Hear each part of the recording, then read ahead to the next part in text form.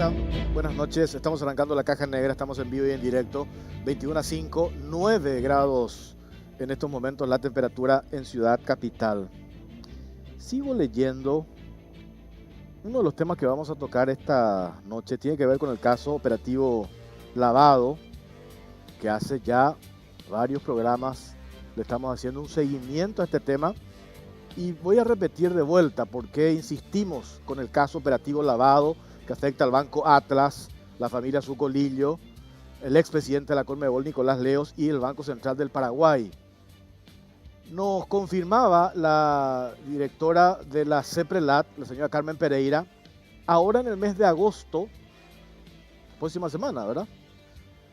Vienen los especialistas, Grupo de Acción Financiera Latinoamericana, GAFILAT, hacer la verificación in situ de la tarea que está llevando adelante nuestro país para pasar la prueba de GAFILAT, ahora en agosto.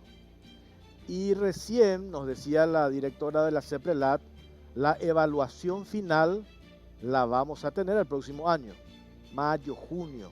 Vamos a saber si Paraguay deja de estar en la lista gris,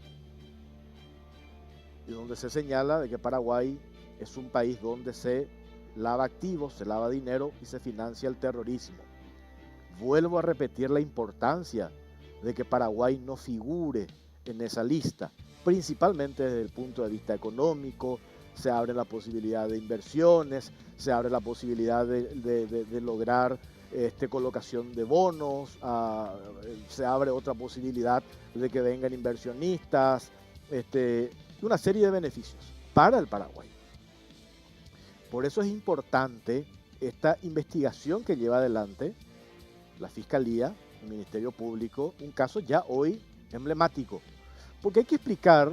Hoy hablaba con algunos colegas extranjeros, uno en particular de Estados Unidos y otro acá a nivel regional, que mostraron interés en este tema. ¿Por qué interés en este tema? Porque todos sabemos el caso FIFA Gate, que arranca en mayo de 2015. El escándalo que eso significó a nivel mundial. Hoy no traje, tengo el libro del periodista Ken Bessinger, que hizo una investigación y un relato fantástico de cómo arranca el escándalo FIFA Gate en un libro, Tarjeta Roja, se llama. Acá en Paraguay se vende ese libro, les recomiendo, porque hace una narrativa cronológica de lo que fue FIFA Gate. Por cierto, investigación que todavía sigue su curso. Hay condenados, ex dirigentes de fútbol que tuvieron que admitir, y eso les significó atenuar las penas. Y hoy le tenemos a un expresidente de la Conmebol de nuestro país que está todavía en prisión. Bancos, como por ejemplo un banco suizo que, acorralado por la justicia de los Estados Unidos, tuvo que admitir que ese banco lavó 32 millones de dólares de dirigentes de fútbol, dinero que venía de sobornos que cobraban por el tema de empresas de marketing y vinculadas a televisación de partidos. Ese es el nivel genérico del caso. Y hay un apéndice del caso FIFA Gate. Cuando asume Alejandro Domínguez Wilson Smith la presidencia de la Conmebol, en reemplazo de Juan Ángel Naput, para completar el periodo de Naput después del escándalo FIFA Gate, Domínguez asume en enero de 2016. Domínguez dispone, ordena, porque ya saltó el escándalo, una auditoría forense. Se hace una licitación, convocan a profesionales y allí se decide optar por un estudio jurídico en particular y se hace una auditoría forense a la administración anterior a Domínguez, Nicolás Leos, Naput, en la Conmebol. Solamente pudieron auditar administración 2013 para adelante, hasta el 2015. ¿Por qué? Porque no hay registros contables en la Conmebol 2013 para abajo. Nadie sabe qué pasó. Se fumaron, desaparecieron todo tipo de documentación. Solo en ese lapso, 2013 2015, en esa auditoría forense, ¿qué encontraron? Que se sacó dinero de la Conmebol, aproximadamente 150 millones de dólares. Dirigentes sacaban la plata y depositaban en bancos. Esa es una denuncia primera que hace la Conmebol. Acá se presenta esa denuncia, específicamente el caso Leos a nivel local. Ya la justicia norteamericana ya le estaba investigando a Leos. Había orden de prisión, orden de extradición contra Leos, eso en la justicia norteamericana, pero me refiero acá a nivel local. La fiscalía arranca una investigación, muere Leos, y la fiscalía considera que al fallecer Nicolás Leos, ya el caso cómo iba a determinar, cómo iba a avanzar.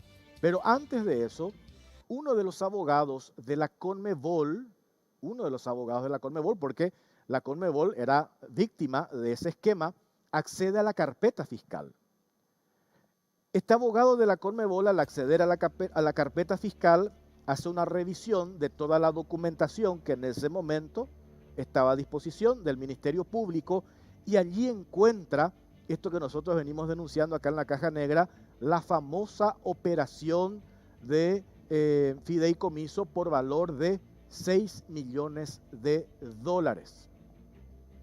Y ahí se encuentran abogados de la Conmebol con esa figura del fideicomiso que hace Leos con el Banco Atlas. ¿Y por qué llama la atención a los abogados de la Conmebol? Porque esa operación de fideicomiso se hace ya cuando sobre Leos pesaba una orden de captura a nivel internacional. Por lo tanto, el banco que hizo la operación tuvo que haber aplicado medidas extremas, debida diligencia, hacer reportes de operaciones sospechosas, etcétera, etcétera. A partir de allí, de esa documentación del fideicomiso, nuevamente la Conmebol ordena una segunda auditoría forense, pero ya puntualmente a la operación de fideicomiso. Y allí se encuentran con una serie de irregularidades, como por ejemplo que el Banco Atlas no hizo la debida diligencia para esa operación. Aparece, por ejemplo, documentos, una parte de documentos en el que se sostiene de que Leo supuestamente era presidente honorario de la Conmebol, cobraba $10,000 al mes. Eso, sin embargo, no hay registros en el acta de la Conmebol que tal denominación se le haya otorgado. Y otras cuestiones muy llamativas. ¿Por qué llamativas para la Conmebol? Porque la Conmebol está hasta ahora en pleno proceso de recuperar parte del dinero que se sacó de la Conmebol, con ayuda de la justicia suiza y con ayuda de la justicia norteamericana. Hoy, de ese dinero que se sacó de la Conmebol ya recuperó 57 millones de dólares. Hay procesos pendientes aún, juicios orales pendientes aún en los Estados Unidos que tienen que ver con este caso, y hay una expectativa de que la Conmebol pueda recuperar más parte de ese dinero. ¿Por qué? Porque los investigadores, no a nivel local, sino en Estados Unidos y en la justicia suiza, están haciendo el seguimiento de la ruta del dinero. Y con eso están recuperando parte del dinero que se llevó de la Conmebol. Inicialmente, para la justicia de los Estados Unidos, la Conmebol era considerada una institución, donde se reunían dirigentes y lo consideraban como un órgano de asociación criminal.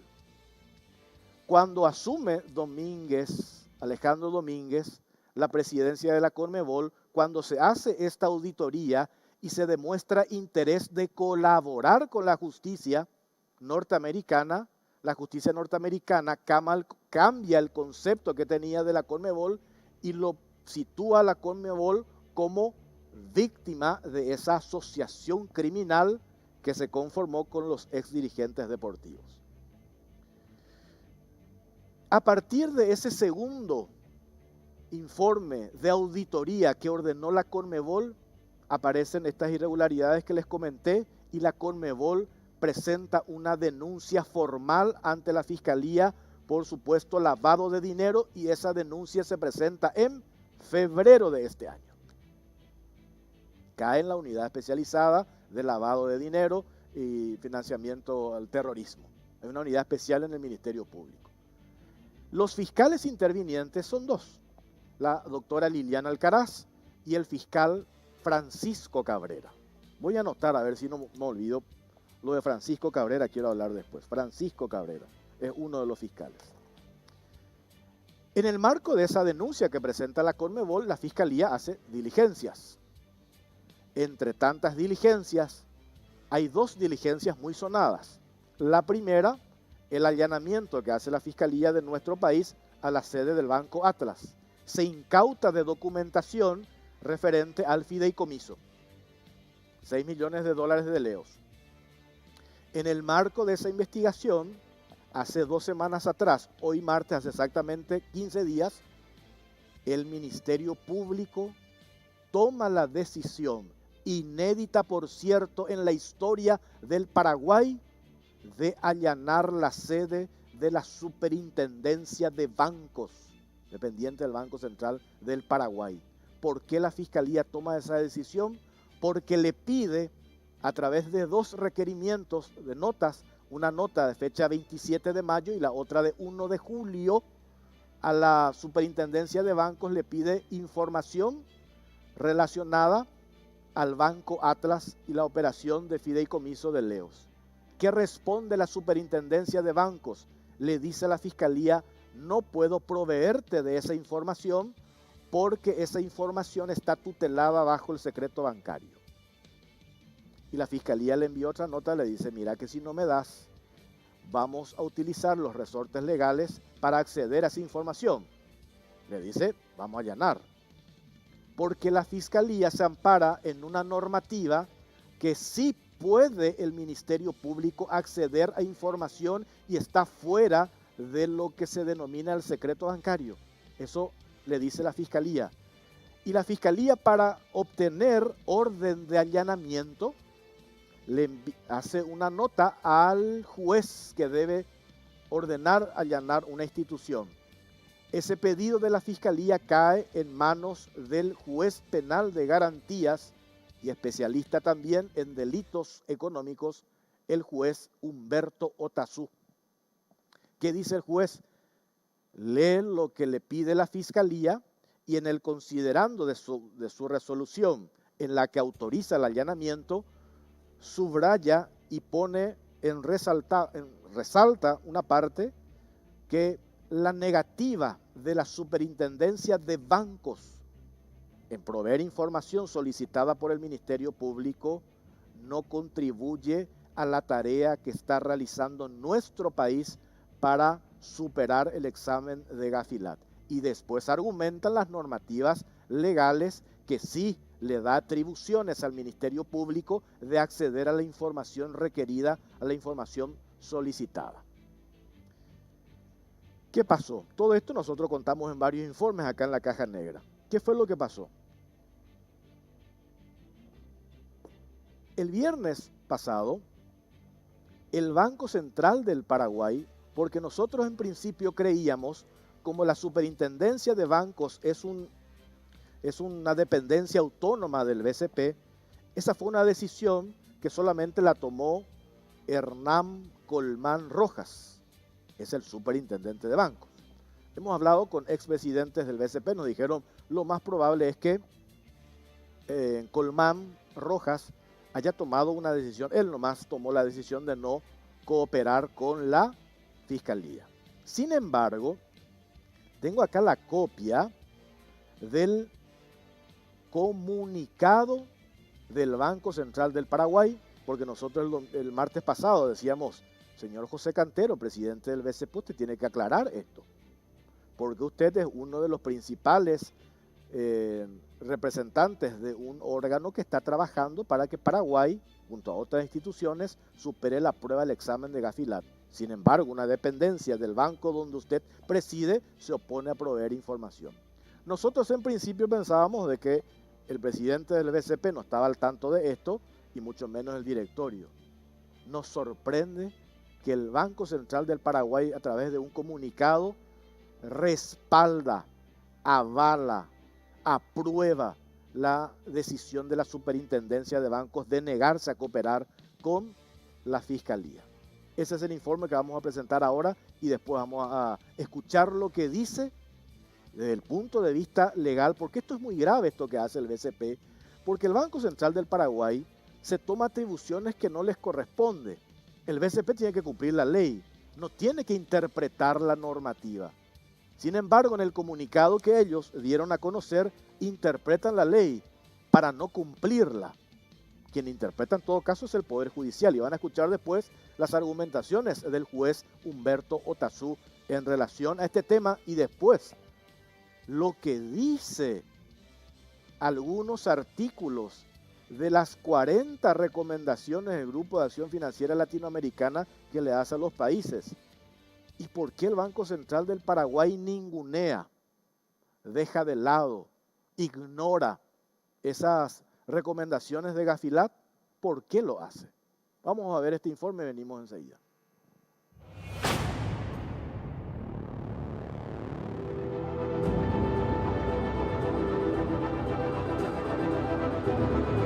BCP avala decisión de ocultar información a la justicia. El Banco Central del Paraguay, BCP, emitió un comunicado en relación al allanamiento realizado por el Ministerio Público a la Superintendencia de Bancos ante la negativa de este último órgano de proveer información relacionada a las operaciones comerciales entre el Banco Atlas y Nicolás Leos.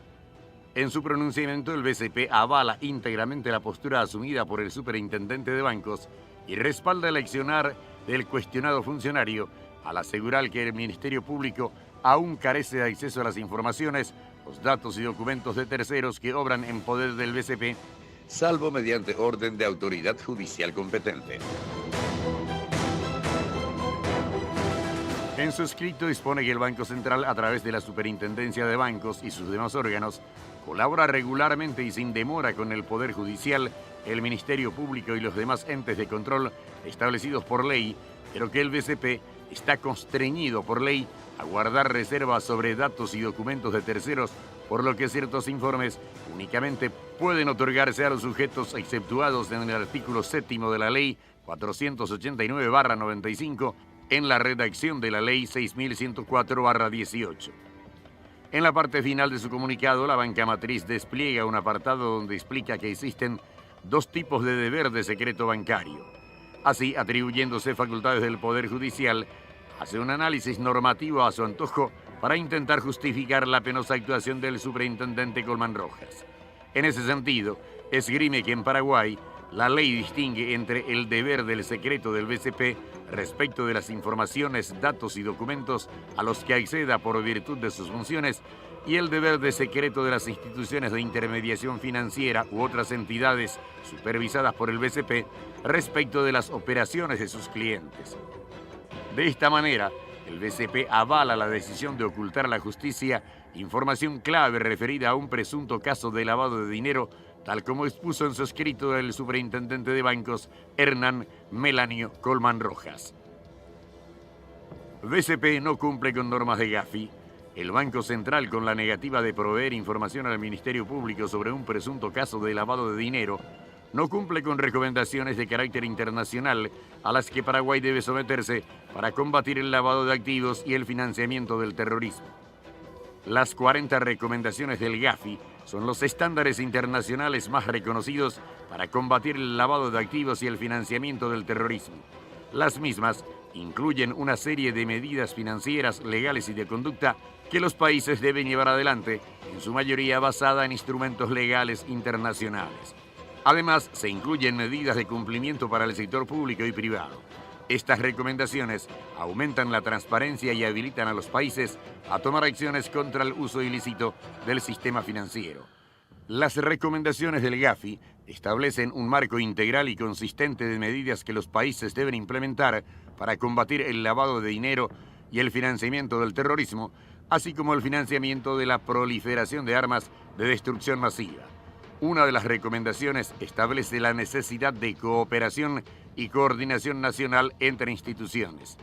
Los países deben asegurar que las autoridades que hacen las políticas, la unidad de inteligencia financiera, las autoridades de orden público, los supervisores y otras autoridades competentes relevantes, tanto a nivel de formulación de políticas como operativo, cuenten con mecanismos eficaces establecidos que les permita cooperar y, cuando corresponda, entablar entre sí una coordinación e intercambio de información a nivel interno en el desarrollo e implementación de políticas y actividades para combatir el lavado de activos, el financiamiento del terrorismo y el financiamiento de la proliferación de armas de destrucción masiva.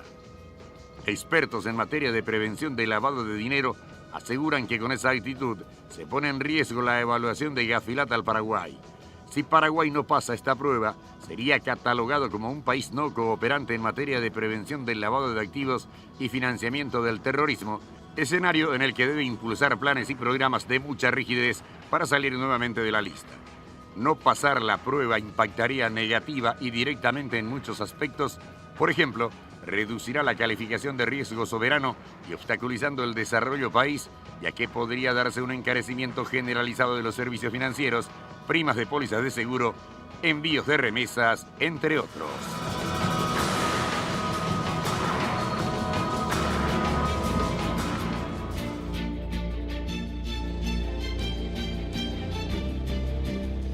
Y acá esta parte de este comunicado del BCP está en la página del Banco Central del Paraguay. El comunicado, después hay un link donde lleva a este documento de trabajo, apuntes en torno al deber del secreto.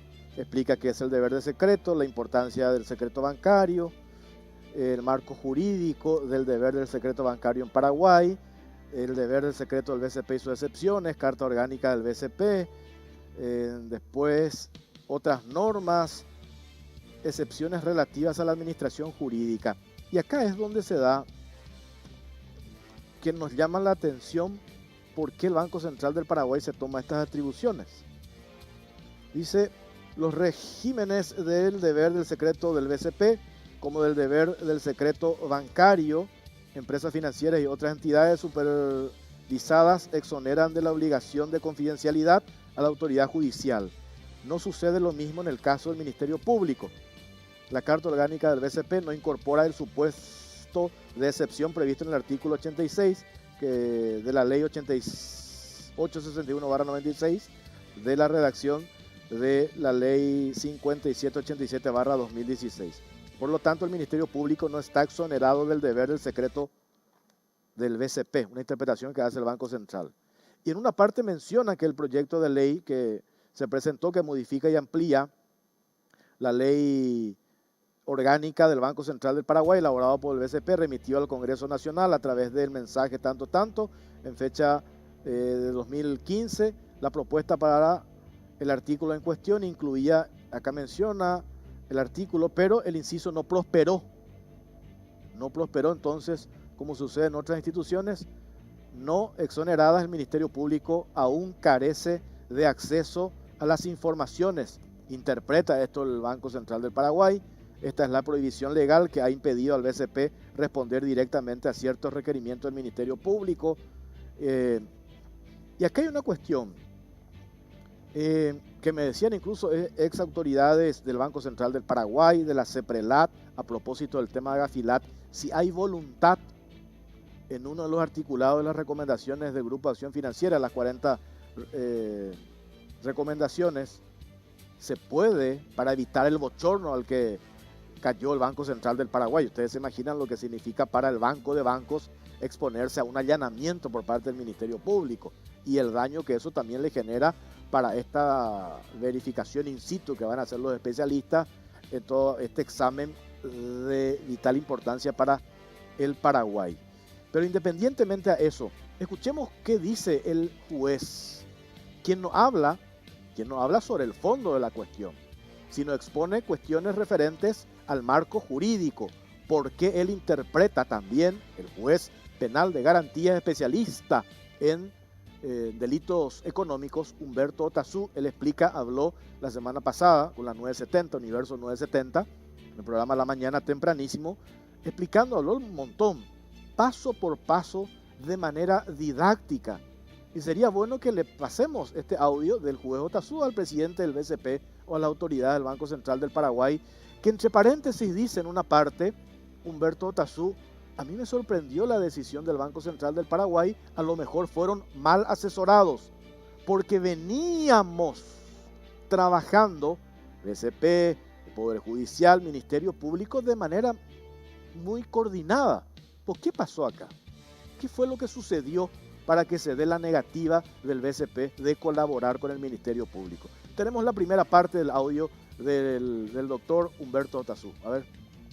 Con referencia a esa circunstancia, el Ministerio Público había puesto a conocimiento del juzgado que estaba requiriendo algún tipo de información que debía ser suministrada por la Superintendencia de Bancos. El Ministerio Público siguió los conductos legales, los conductos pertinentes, también administrativos, solicitando de oficio informe a la Superintendencia sobre el movimiento de una entidad bancaria.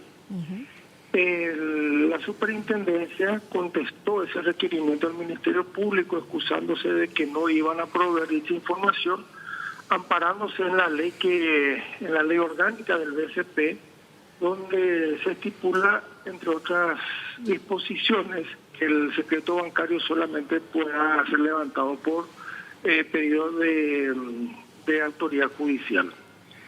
Ante esta circunstancia, el Ministerio Público vuelve a solicitar, aclarando a la Superintendencia que en caso de que no proceda a remitir los informes solicitados, estarían utilizando los medios legales pertinentes. Volvieron a tener una negativa por parte de la Superintendencia y es esa circunstancia la que pone a conocimiento del juzgado. Existe una ley del año 2016 que levanta este secreto bancario para algunas autoridades en especial. Siempre está en la cúspide de lo que es el Poder Judicial y seguidamente ya viene también la Fiscalía General del Estado, en este caso la señora Fiscal General del Estado y sus agentes fiscales. Es decir, de que toda autoridad bancaria debe informar ante el requerimiento del Ministerio Público cuando están solicitando una información de carácter financiero de algún particular o alguna institución. Cuando el secreto bancario está levantado por ley, se debe dar cumplimiento y no admite de que ninguna institución que no sea el Poder Judicial por su autoridad máxima, que es la Corte Suprema de Justicia, por debajo los tribunales de apelación y de forma subsiguiente los juzgados de primera instancia puedan interpretar los alcances o no de una ley. Eso lo hace el Poder Judicial por mandato constitucional. El Ministerio Público está llevando adelante una investigación, es decir, tuvo algunas noticias, algunos informes de que podría existir o no algún tipo de irregularidad. Ese es el término correcto a ser utilizado. Entonces el Ministerio Público, para abocarse a esa labor, debe recabar información. Cuando una autoridad financiera, y más en este caso una autoridad tan importante, se niega en un contrasentido a lo que establece una ley, recurren ante el juzgado a los efectos de solicitar y ponen a consideración todas estas circunstancias. Y es ahí que luego de que hayamos evaluado razonablemente los fundamentos propuestos por el Ministerio Público en su requerimiento, es que finalmente el juzgado ha dispuesto el allanamiento en el sentido de que el Ministerio Público pueda constituirse ante la Superintendencia de Bancos y específicamente, como lo ordena la ley, el Ministerio Público había puesto a conocimiento del juzgado 3 puntos en específico que necesitaba de información. Y sobre esos 3 puntos que fueron requeridos por el Ministerio Público se ha autorizado el allanamiento para que el Ministerio Público se constituya en la Superintendencia de Bancos y pueda recabar esos informes que son necesarios para que puedan llevar adelante su investigación. Eso es más o menos un resumen lo que sucedió. Es un argumento, como bien lo explicaste, de que lo utilizó el Ministerio Público. Lógicamente se constituye en un fundamento de razonamiento lógico y jurídico al mismo tiempo, y podríamos incluirlo también político, que no está dentro de nuestra administración, ¿verdad? Pero así en cuanto a efecto país. Estamos a puertas de una evaluación. Formo parte en algunas mesas, formo parte, mejor dicho, de algunas mesas de trabajo con referencia a este tema. Y realmente a mí me sorprendió un poco porque realmente el trabajo que se viene, el buen trabajo que se viene realizando con la CEPRELAB, el Banco Central del Paraguay y también con la misma superintendencia del BCP, realmente no sé qué circunstancia sucedió para que se pueda llegar a esta que se den estas circunstancias, ¿verdad? Porque realmente no es todo lo contrario en horas de trabajo con referencia a este tema de evaluación. El aporte que emiten estas instituciones, tanto CEPRELAB como BCP, pero realmente a mí me sorprendió un poco, pero también creo de que no pudo haber existido algún asesoramiento correcto al momento de tener en consideración lo que dice esta ley especial con respecto a que los agentes del Ministerio Público, ellos están habilitados por ley para recabar y recibir esa información del secreto bancario. Yo creo que esas circunstancias tendría ese contexto y no creo otra cosa, simplemente creo de que hubo un mal entendimiento y un mal asesoramiento, no se pudieron evaluar razonablemente las circunstancias o la solicitud realizada por el Ministerio Público y bueno, terminó en esta circunstancia, pero creo que a partir de ahora esto ya se ha enderezado y ya está sobre rieles nuevamente la investigación del Ministerio Público. Bastante claro y lo explica de una manera didáctica incluso el juez Humberto Tazú, juez penal de garantías y especialista en delitos económicos. Se debió dar cumplimiento, dice el juez Tazú, refiriéndose a la negativa del Banco Central del Paraguay. No pueden interpretar ellos la normativa, el BCP. Esa es atribución del Poder Judicial. Y el juez dice que le sorprendió esta decisión del Banco Central del Paraguay porque venían trabajando de una manera coordinada, CEPRELAB, BCP, Poder Judicial, Ministerio Público. ¿Qué fue lo que pasó? El juez dice, creo que pudieron haber sido mal asesorados. ¿Por qué en este caso se comportaron de esta manera? Sería bueno, si le podemos, lo que pasa es que no nos atiende José Cantero porque queremos hablar con el presidente también pedimos oficialmente por todas partes hablar con el presidente del Banco Central del Paraguay y hasta el momento dijo que no. Pero le podemos pasar este audio, esta entrevista en la 970 que dio Humberto Tazú, ¿verdad? Podemos pasarle para que escuche y entienda un poco cómo funciona la cosa, ¿verdad? Sobre todo en un momento tan sensible para el Paraguay por lo que implica el tema de Gafilat. Tenemos que hacer la pausa. Ojalá ustedes se dieron cuenta que el juez Tazú no habló sobre el fondo de la cuestión, sino hizo la exposición legal, jurídica. Y hay que aclarar esto porque principalmente la gente del grupo empresarial del Banco Atlas que maneja el diario ABC Color. No vengan a darle portadas y portadas en su diario al juez Humberto Tazú por estas declaraciones, como sí lo están haciendo con el fiscal Francisco Cabrera.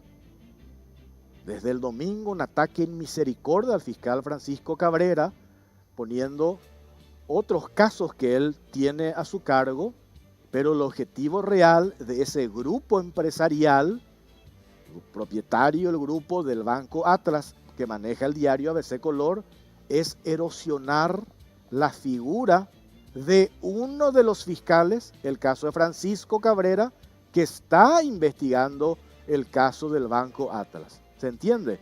¿Cómo operan? Ese mismo medio de comunicación actuó de la misma manera con un juez, el juez Ovelar, porque ese juez entiende en la causa de la querella por difamación y calumnia que presentó la ex viceministra de Tributación Marta González. Ese medio de comunicación en particular, el diario ABC Color, arrancó una campaña en misericordia en contra del juez Ovelar. Ahora están haciendo lo mismo contra Francisco Cabrera, uno de los fiscales que está investigando el caso de Banco Atlas. Y lo están haciendo de manera indirecta con otros casos. Por eso digo, no se tomen con el juez Humberto Tazú, quien hizo una exposición jurídica del tema. Lo más probable, sabiendo cómo opera ese medio de comunicación en particular, es que arranquen una campaña en contra de este juez, lo más probable. Y ahí es donde se da una cuestión muy preocupante, porque hace rato que nosotros queremos hablar con la fiscal Liliana Alcaraz, quien encabeza la investigación del caso Banco Atlas. La fiscal Alcaraz, a través de la Dirección de Comunicaciones del Ministerio Público, nos dice que hay todavía diligencias pendientes por parte del Ministerio Público, que es real, porque este caso está en una etapa incipiente, ni siquiera hay imputación. Ustedes se imaginan si hay imputación. Todavía no hay imputación, están recabando datos. Y por lo tanto no quieren hablar. En realidad, viendo la manera en que ese grupo empresarial opera con su medio de comunicación en particular, hay administradores de justicia que no quieren exponerse permanentemente a que le publiquen su casa, sus vehículos, todo por el solo hecho de que la causa que afecta a ese grupo empresarial haya caído en sus manos y están haciendo su trabajo.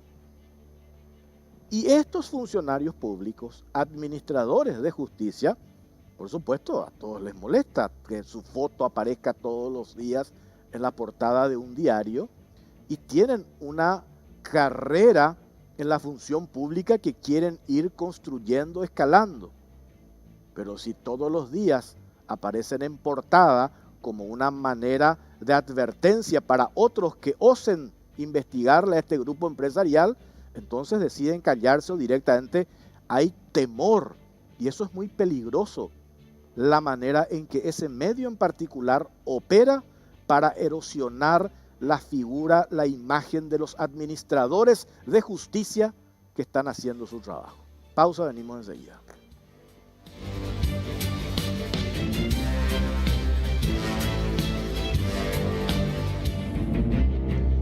En cierto momento de la vida, y particularmente las circunstancias que nos toca vivir, nos damos cuenta que no necesitamos ni queremos lo más llamativo o lo último. La verdadera satisfacción viene de apreciar lo que ya tenemos y compartirlo con quienes más queremos. This is the high life in real life. Llegó a Inverfin el nuevo Motorola G9 Plus, que viene con un sistema de 4 cámaras con sensor de 64 MP.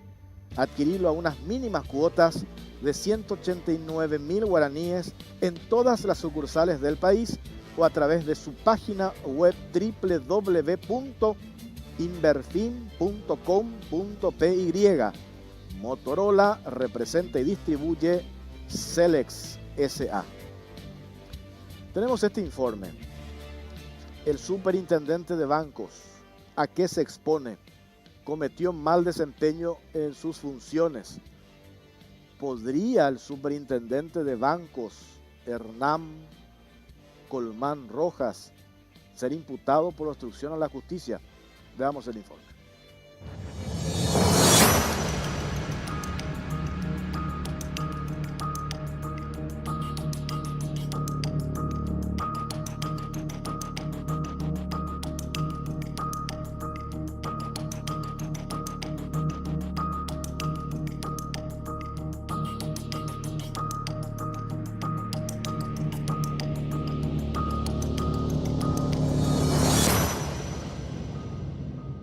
Superintendente de bancos cometió mal desempeño en sus funciones y obstrucción de la investigación.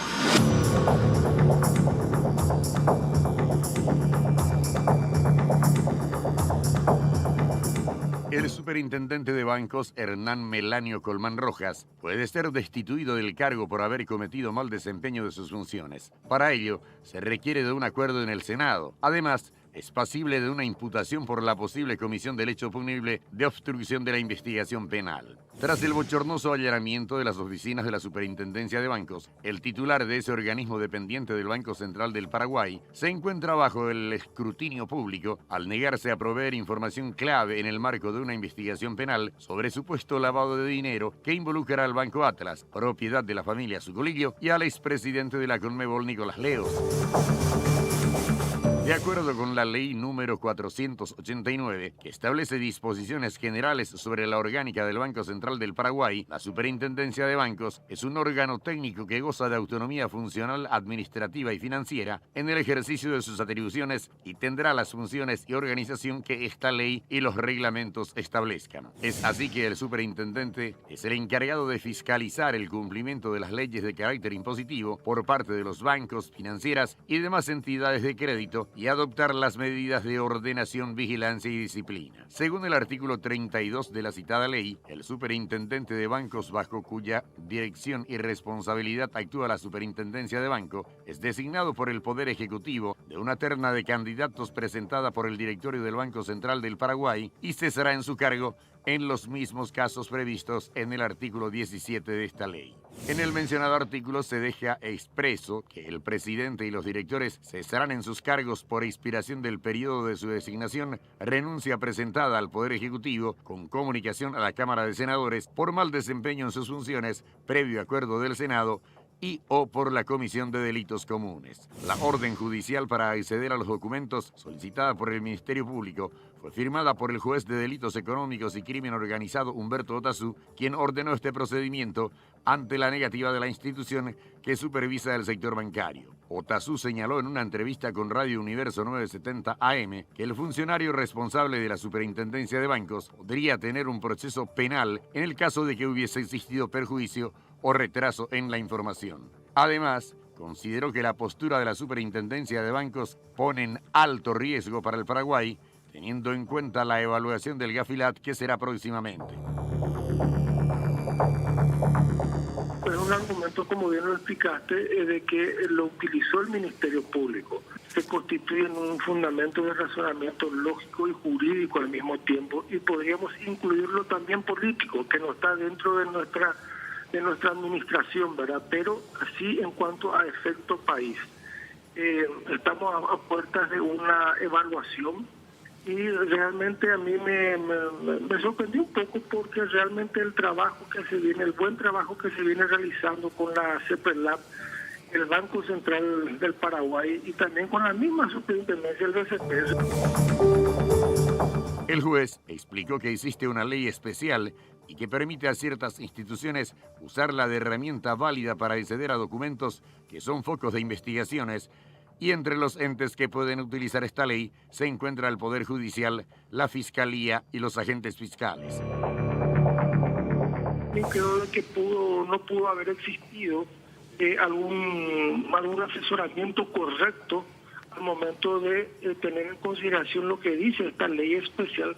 Esas circunstancias tendría ese contexto, un mal entendimiento y un mal asesoramiento. No se pudieron evaluar razonablemente las circunstancias o la solicitud realizada por el Ministerio Público.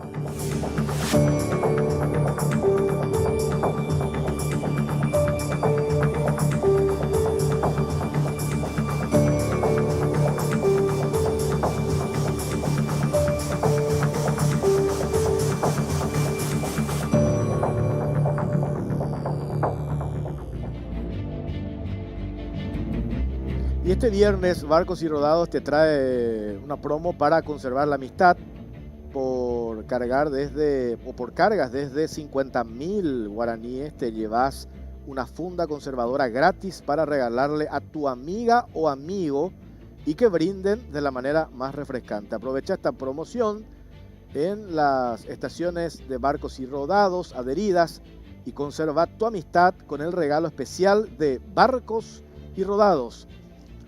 Vamos con este informe. ¿Qué pasa en el Instituto de Previsión Social con esto que habíamos denunciado ya acá en la Caja Negra? El Consejo del IPS este martes tenía que definir esta licitación que ya se suspendió un montón de veces. hay un riesgo mortal porque el IPS no cuenta con el sistema de prevención contra incendios. 7.000 a 10.000 personas por día van al Hospital Central del IPS. ¿Estamos hablando de una desidia mortal o hay un intento de cobrar un peaje? A ver el informe.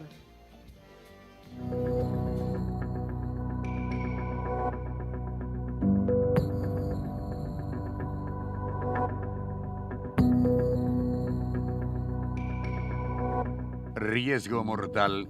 IPS dilata compra de equipos clave en sistemas de prevención de incendios. ¿Desidia mortal o intento de cobrar peaje?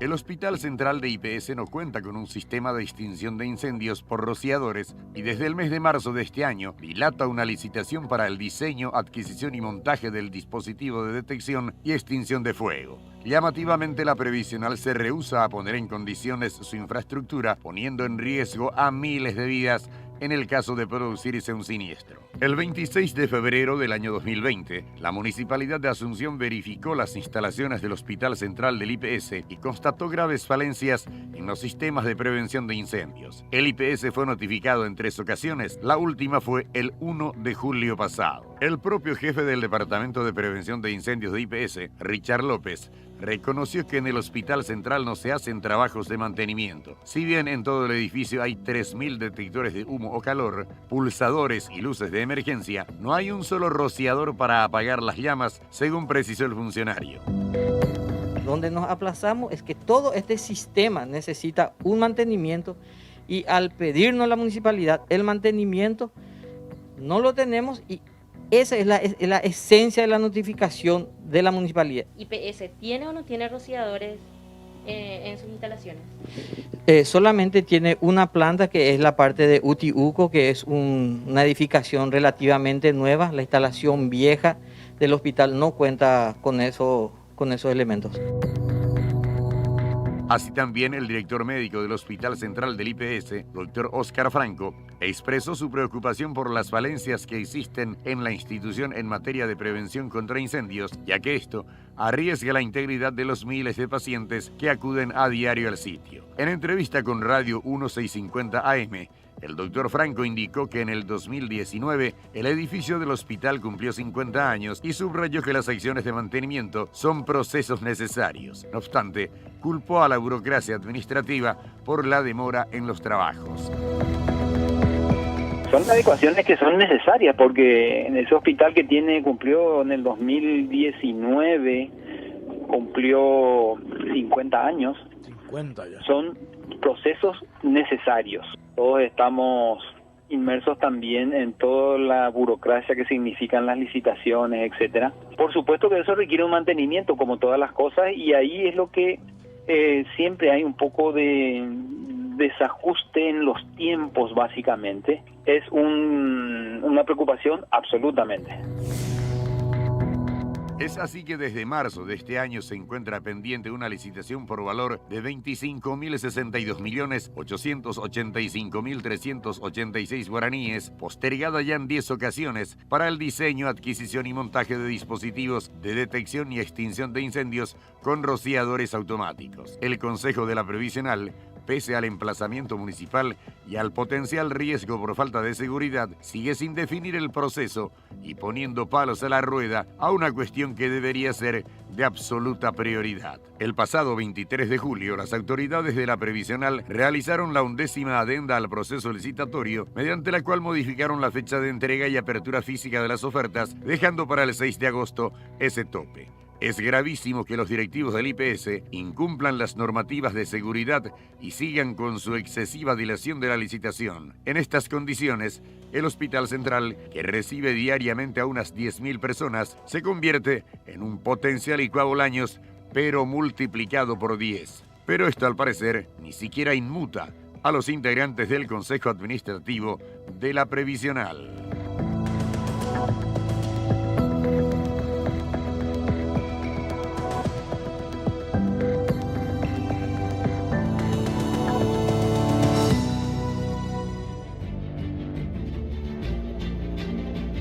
En cierto momento de la vida y particularmente las circunstancias que nos toca vivir, nos damos cuenta que no necesitamos ni queremos lo más llamativo o lo último.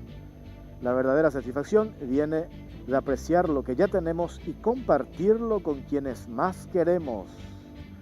This is the high life in real life.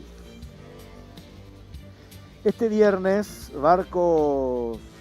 No hacemos ahora barcos, hacemos Motorola, ¿verdad? Sí, ahí está. No, está bien. Estamos en vivo. Sí. Ahora estamos con... Llegó a Inverfin el nuevo Motorola G9 Plus, que viene con un sistema de 4 cámaras con sensor de 64 MP.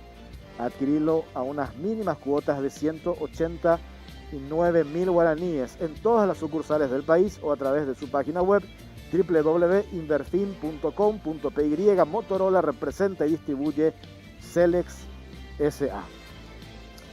El negocio de $1 millón, decimos nosotros, puede ser más. El caso de las máquinas tragamonedas, estas chinas callejeras que vemos que pululan en Asunción, en Central y en diferentes puntos del país. Mañana la interpelación del presidente de la CONAXAR, por cierto.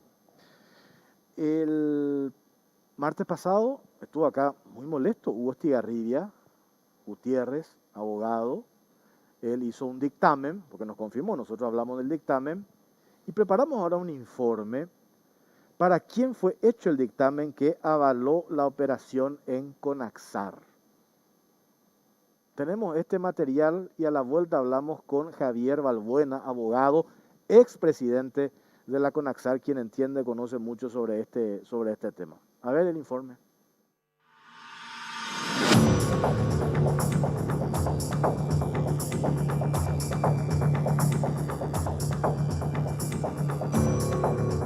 Negocio de $1 millón.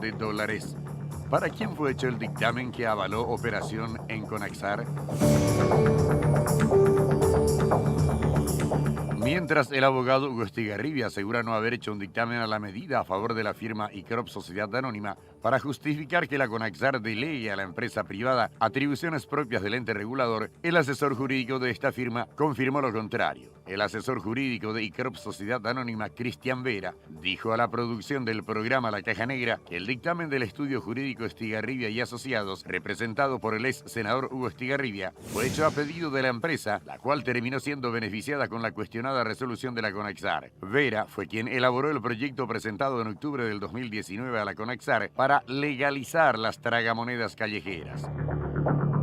Yo estoy convencido y estoy firme de que jurídica y legalmente tiene 100% de sustento lo que hice, ¿verdad? O sea, yo estoy 100% seguro de lo que hice. Y además hay sendos dictámenes, hay un dictamen de Hugo Estigarribia, ¿no? Tenemos un dictamen desde la perspectiva constitucional y desde la perspectiva legal de todo lo que hizo CONAXAR, y un dictamen positivo. ¿A pedido de ustedes? 100%. Consultado sobre si el dictamen de Hugo Estigarribia fue hecho a pedido de la empresa ICROP, respondió que 100%, confirmando así que la empresa que asesora fue la que solicitó los servicios del estudio jurídico. En contrapartida, el abogado Hugo Estigarribia y su estudio jurídico niegan que hayan trabajado para ICROP o la CONAXAR y esgrimen que el dictamen fue elaborado a pedido de otra compañía internacional especializada en juegos de ocio. Son totalmente falsas las afirmaciones que vinculan contractualmente a nuestro socio principal y estudio jurídico con la firma ICROP Sociedad Anónima, con la cual no hemos tenido ningún contacto y a cuyos directivos no conocemos y qué hacen, así como no hemos tenido ni conocemos a las autoridades de CONAXAR con las cuales se vincula el actuar nuestro, reza un comunicado dado a conocer por Estigarribia y Asociados. El estudio jurídico califica de temeraria la vinculación y señala que el dictamen se hizo luego de la resolución de la CONAXAR. A su vez, Hugo Estigarribia aseguró en el programa La Caja Negra no tener vela en el entierro y que el documento en cuestión fue distorsionado e induce al error al suponerse que trabajó para ICROP, tal como lo reveló el asesor jurídico de esa empresa. Mi estudio jurídico ha hecho un dictamen para una empresa multinacional líder en juegos de azar, una empresa extranjera de origen español, en fecha 17 de febrero del 2021. Jamás he tenido contacto con ICROP, ni representantes de ICROP, ni conozco a nadie de ICROP. Y si la gente de ICROP te dijo o insinuó que me contrató es falso de falsedad absoluta y accionaremos contra quienes corresponda. Y no fue a medida, fue conforme a derecho. Expuso el letrado. Entonces, ¿quién miente?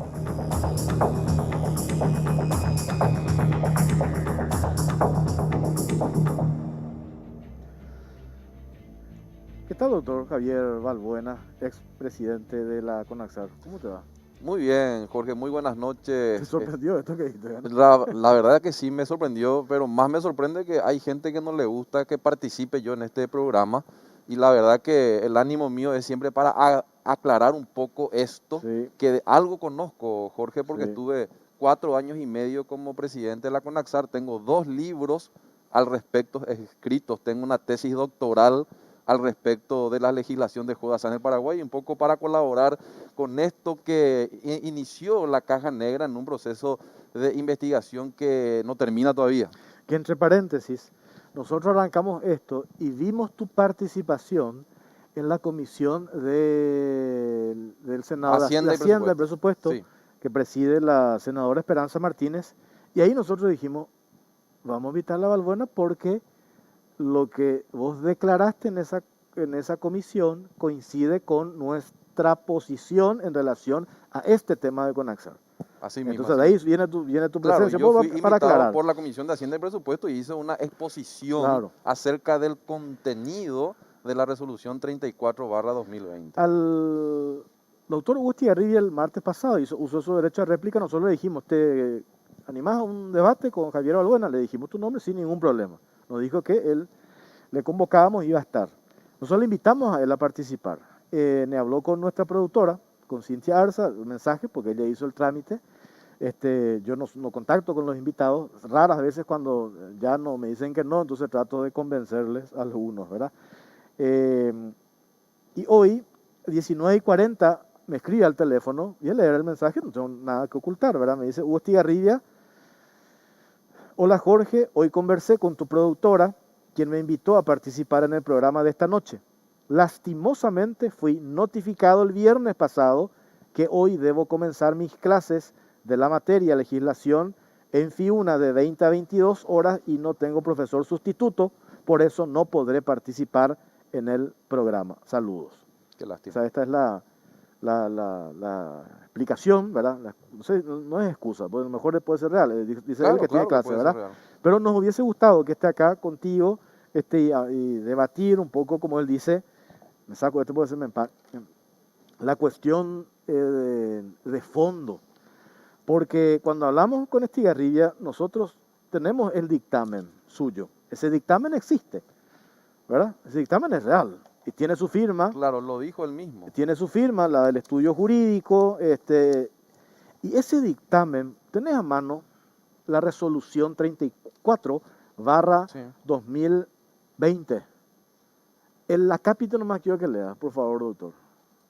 La resolución Sí. por la cual, de la resolución CONAXAR número 34/2020, por la cual se autoriza la nueva modalidad de explotación con intervención en la operación del juego de azar máquinas electrónicas tragamonedas en locales cuya actividad comercial principal puede ser diferente a juegos de suerte o de azar, de conformidad con el artículo 1 del decreto número 6206/99, y se aprueba el proyecto de regularización presentado por la firma iCrop S.A. Ahí está. Es lo que yo le decía. La resolución tiene nombre y apellido. No es una resolución genérica. Al tener nombre y apellido la resolución, vos hiciste una interpretación jurídica que podemos entrar a discutir, es una cuestión jurídica, pero hiciste para iCrop, porque el nombre de la resolución no estamos hablando de peras y manzanas. Estamos hablando de la resolución de CONAXAR para iCrop. Eso más quiero aclarar que en el dictamen del doctor Hugo Estigarribia habla, se refiere a esa resolución que es para la empresa iCrop y que hoy el presidente de la CONAXAR es cuestionado, por eso lo van a interpelar mañana. Él decide delegar funciones exclusivas del ente regulador y encima lo hace a través de un contrato directo no hay ninguna licitación de por medio, y si hay licitación lo tiene que hacer el Ministerio de Hacienda, no lo tiene que hacer Conaxar, con la idea de legalizar los juegos de tragamonedas callejeros, cuando que la posición suya y nuestra línea también acá es que no se puede legalizar a través de una resolución, sino que se tiene que modificar la ley 1016. 1016, que el mismo dictamen lo dice. 1016/97. 97. Bueno. Y este dictamen de Hugo Estigarribia dice, lo ideal es que esto tenga fuerza de ley. Y Arreglón seguido dice, pero igual esto tiene vigencia, palabras más, palabras menos. Ese es el punto. Cuando aparecen representantes de la empresa AICRO, te dicen, nosotros queremos legalizar porque nos preocupan los niños. Esa es otra historia. También hay una cuestión social acá. Pero no solucionamos el problema legalizando para meter ese tragamoneda que está en la calle en un copetín o en una parrillada. Porque la ley nos dice eso. ¿Estamos en lo correcto, doctor? Correcto. Ese es el punto. ¿Qué es lo que planteó ahora la Municipalidad de Asunción? Bueno, en primer lugar te quiero decir, Jorge, hay algo en que el doctor Estigarribia sí tiene razón, de que este dictamen no es vinculante para el Estado, no es vinculante para la Conaxar, es un dictamen privado que él le dio a un cliente que no se conoce quién es, y está en su derecho de ocultar inclusive quién es el cliente, ¿verdad?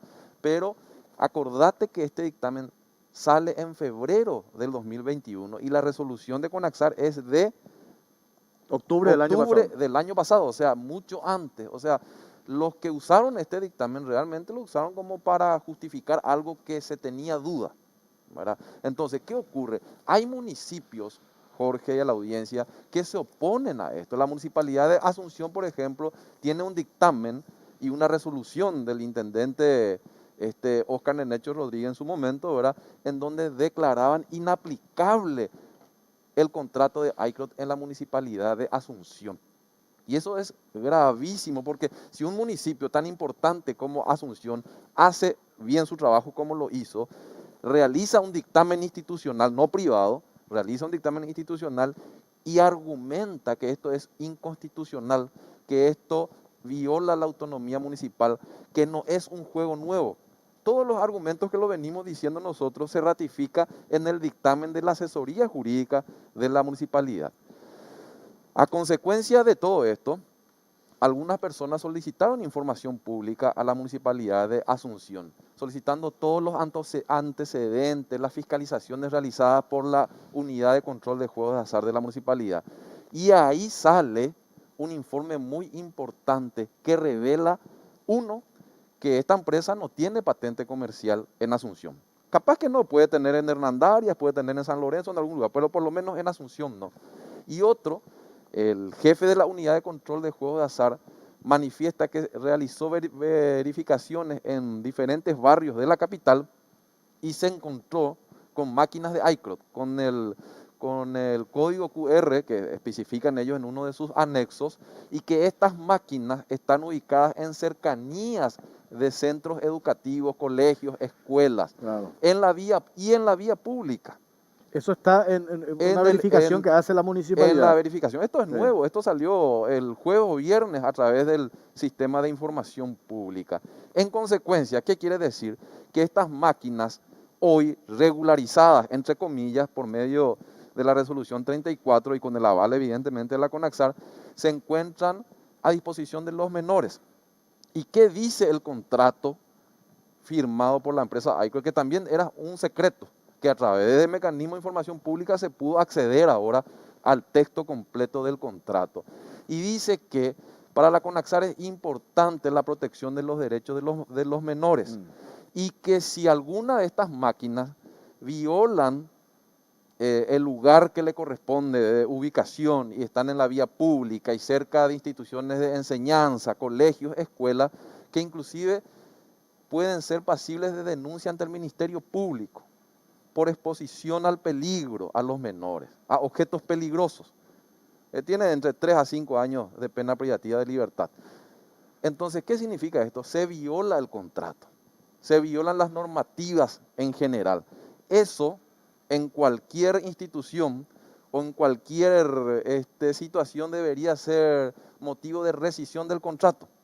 Pero si revisamos un poco más el contrato, Jorge, nos encontramos que este contrato es en contra del Estado, porque solamente se establece un solo motivo de rescisión del contrato. Un solo motivo de rescisión del contrato, que es por decisión unilateral del concesionario. Solamente si el concesionario quiere retirarse del contrato, el contrato se puede rescindir. Si el Estado quiere rescindir el contrato, no tiene ninguna posibilidad. Claro. Entonces es un contrato totalmente en contra del Estado. O sea, acá la municipalidad detectó a través de la unidad de control de juegos de azar del municipio que la empresa Aicro tiene máquinas instaladas en lugares prohibidos, donde de fácil acceso a los menores. En consecuencia, está el Código Penal para eso. Absolutamente. Yo creo que la motivación de los senadores, la motivación principal para la interpelación a José Ortiz Báez, presidente de la CONAXAR, es esta resolución. Esta resolución. Sí. Y acá tengo las preguntas, que yo creo que faltan más, ¿verdad? Entre paréntesis, pero igual ahí están las preguntas base que tiene que responder.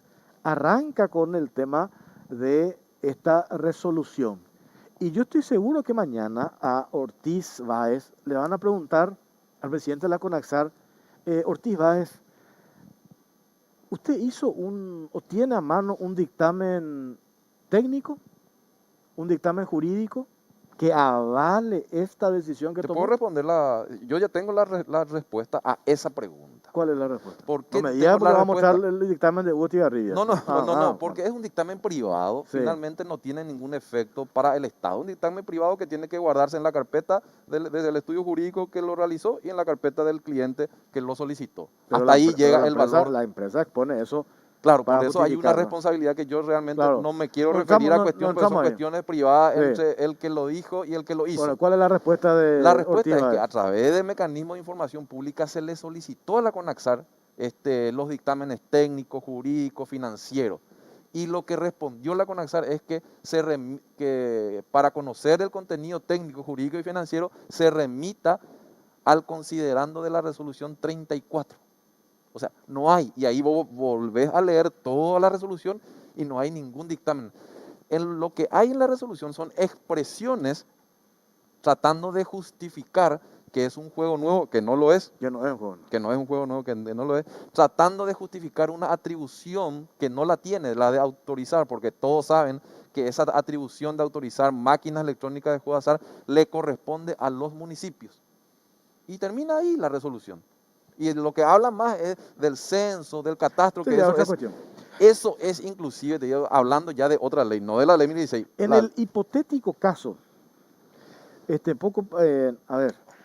exista esa preocupación real, natural, de solucionar este problema social tremendo que genera las máquinas. Acá en la esquina del canal, ¿vos viste? Claro, hay menores, en el camino, en la ruta.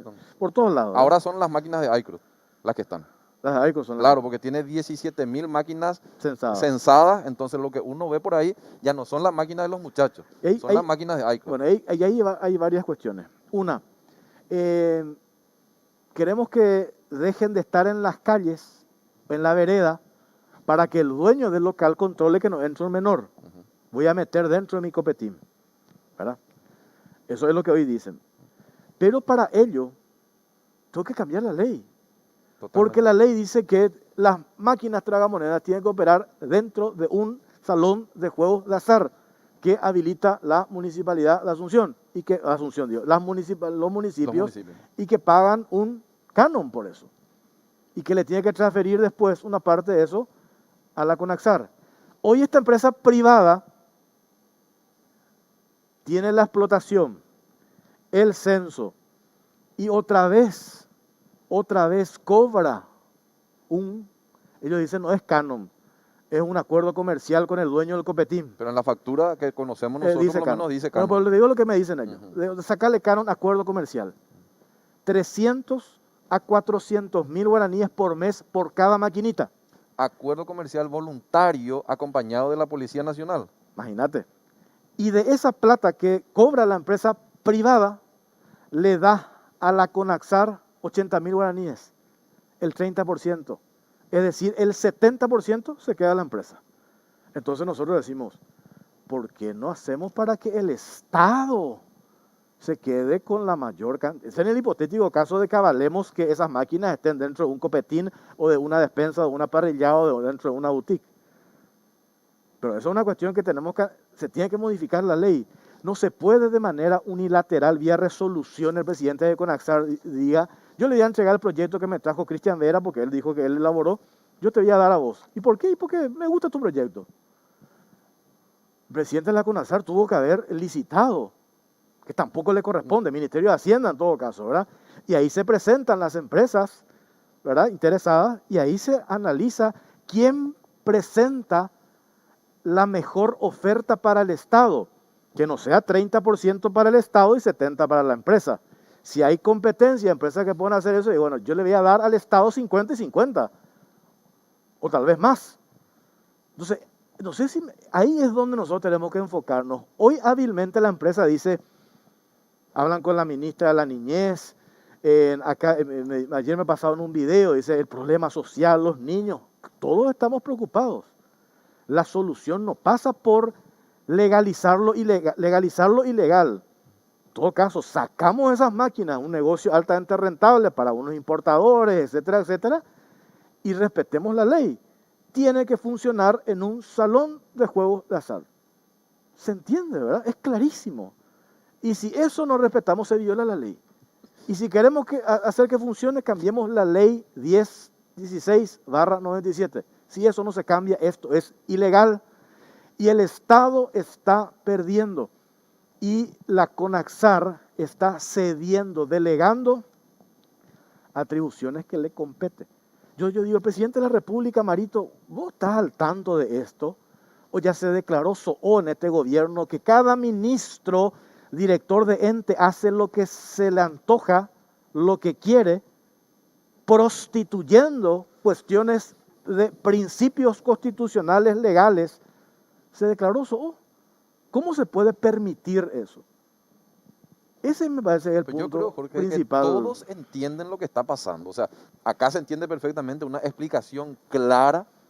Se le explica de acuerdo a la Constitución Nacional, a la Ley de Juego de Azar, decretos reglamentarios, a la lógica, a los derechos de los menores. Pero yo no veo que desde el Estado, sea el Ministerio de Hacienda, el Ministerio de la Niñez, la Presidencia de la República, ni la propia Conaxar, esté realizando un análisis de los argumentos que se están dando en todas las esferas. Y no digo que analicen solamente lo que nosotros decimos o lo que yo digo, sino que hay otras instituciones, hay empresas que hablan de esto, ¿verdad? Y acá las instituciones tienen que funcionar en algún momento, Jorge. ¿Por qué? Porque la Contraloría General de la República tiene denuncias al respecto. Se va a tener que expedir en algún momento. El Ministerio de la Niñez tiene pedido de información pública al respecto. Se va a tener que expedir también, ¿verdad? La Conaxar ya hizo en parte. Hay otros pedidos que tienen que hacer y muchos municipios también tienen pedidos de información pública. Si realmente las instituciones funcionan como funcionó en la municipalidad de Asunción, esto debería quedar sin efecto. Es más, con los defectos de fondo y de forma que van saliendo a la luz, realmente esta resolución 34/2020, sus anexos y el contrato que acababa de explicar yo hace un rato los problemas que tiene, ¿verdad? Y son varios, te cité unos cuantos nomás, ¿verdad? Esto es todo nulo, Jorge, no existe esto. Esto, como yo dije una vez, es un emprendimiento cuya ecuación financiera es buena. Hay que felicitarle a la persona que hizo la ecuación financiera para el sector privado. Cristian Vera hizo, él no nos dijo. No sabía. Yo digo, él nos dijo, si yo aclaro, la pretensión de la empresa es lucrar. Ellos tienen, no sé, pueden presentar lo que quieren. Pero yo puedo acá la responsabilidad es de quien le otorgó eso de manera ilegal. Claro. Jorge, yo puedo pedir mañana a Itaipú que me transfiera el margen izquierdo, margen derecho, que 2 turbinas, ¿verdad? Puedo pedir como sector privado, pero si el Estado me concede eso, el que concede es el que crea el problema jurídico. Acá hubo una transgresión violenta a todas las normas jurídicas. Se intenta posicionar hábilmente de que hay una problemática social que nosotros no desconocemos. No, claro, pero no es la forma de solucionar. Claro, esa problemática social, los niños que se vuelven después adictos, etcétera, etcétera, adolescentes o lo que fuese, eso nadie discute. Pero ¿cómo se ¿O subsana? acaso por poner una calcomanía chiquitita en la máquina que está en la vereda, que está en la vía pública, que está en la despensa, que diga prohibido la participación de menores, con eso se soluciona el problema? Sí, No se soluciona de esa manera el problema. Y en estos temas no se puede improvisar, porque esto es un tema técnico. Regular los juegos de azar no es regular cualquier actividad. Regular un problema social no amerita una interpretación extensiva de las normas legales. Acá hay que pisar tierra y regular como corresponde. Por último, ¿cuál es tu percepción de lo que va a suceder mañana con la interpelación de Ortiz Báez? Y yo creo que él va a hacer una defensa dentro de lo que puede, porque no... ¿Le va a no defender la empresa privada? No hay mucha documentación, porque si no le iba a defender, o no a la empresa, no creo que defienda a la empresa, creo lo que va a hacer es defender su resolución y los pobres argumentos que tiene esa Claro, resolución. pero al defender la resolución defiende a la empresa, porque insisto, no es una resolución genérica, Claro, es una es una resolución autorización puntual, para una empresa. es una resolución con nombre y apellido, no una resolución genérica que pueden presentarse varias a hacer lo mismo, es dirigido, nombre y apellido, por eso te dije al inicio que dice el acápite de esa resolución. Pero lo más raro, a mí me resulta raro, porque yo sé que uno cuando está en esa posición de funcionario público tiene la obligación de informar su gestión, no solamente a sus superiores, sino a la sociedad en general. Y acá nosotros no tenemos una sola versión de las autoridades. Y no digo solo a la CONAXAR, porque la CONAXAR muy poco se expidió en los medios de prensa en los últimos años, ¿verdad? Pero cualquier otra institución, nadie habla del tema. Es como si fuera que se oculta, se desconoce, y con esa tendencia, Jorge, yo creo que inclusive se pueden aferrar a mantener la resolución en vigencia como lo están haciendo ahora, pero las consecuencias pueden derivar inclusive en el ámbito penal. Claro, absolutamente. Y hay operadores, eso no lo decís vos, lo digo yo, hay operadores políticos que están ahí en el Senado, porque veo en los grupos acá de quienes explotan esto, mencionan nombre de un senador de San Lorenzo, mencionan el otro nombre de un senador de Itapúa, que están allí merodeando y haciendo el lobby correspondiente. Claro, un negocio que al mes, por lo bajo, porque esto va a ir creciendo, te mueve un palo verde, $1 millón. Con un cálculo que hicimos nosotros de 25.000 claro, máquinas, pero rápido. Si por ahí es más, el negocio es más Claro, grande. de eso un palo verde le da 300.000 al Estado y 700 se lleva a la empresa. Me explicaban el otro día, no, porque tenemos que dar no sé a quién, al tercerizar, y una historia que... Pero la idea es crecer eso. Hoy 17.000 están censadas, pueden haber más. Nosotros dijimos 25.000, nos quedamos cortos, pues hay mucho más. Pero ¿no? si esto queda vigente y queda firme, ¿qué más viene después? Claro. Que se preparen las salas grandes, que pueden ser intervenidas por empresas privadas en el futuro. Y este pico es el gobierno que va a negociar Itaipú, el tratado, entre paréntesis. Si en estas cuestiones pequeñas cedemos, delegamos, no me quiero imaginar cómo va a ser con lo otro. Y tenemos el antecedente del acta bilateral, entre paréntesis. Gracias, doctor, muy amable. Cuando quieras, Jorge, un gusto. Nos reencontramos el próximo martes en otro capítulo de La Caja Negra. Buenas noches.